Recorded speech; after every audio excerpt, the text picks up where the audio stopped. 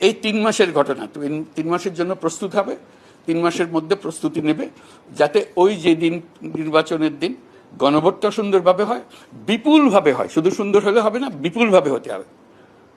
কারণ যত বেশি সংখ্যক লোক গণভোটে অংশগ্রহণ করবে, ততই তার স্বাস্থ্য ভালো হবে, সুন্দর হবে, লোকের বিশ্বাস আসবে যে না, লোকে চাইতেছে এটা, তাকে বুঝিয়ে দিতে হবে।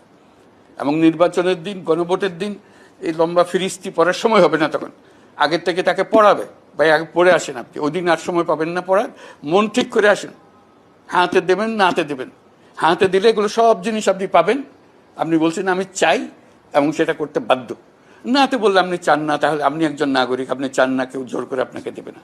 মন ঠিক করে আসেন, হাতে দেবেন না নাতে দেবেন, বারে বারে বুঝিয়ে দেবে। হাতে দিলে এই সব জিনিস যেটা লিস্টি করা আছে এটা পড়ে নেন, এগুলা পাবেন। আর নাতে দিলে এটা একটাও পাবেন না। এটাই আপনার বক্তব্য। কাজে আপনি মন ঠিক করে আসেন যেন সেদিন এটা করতে পারেন।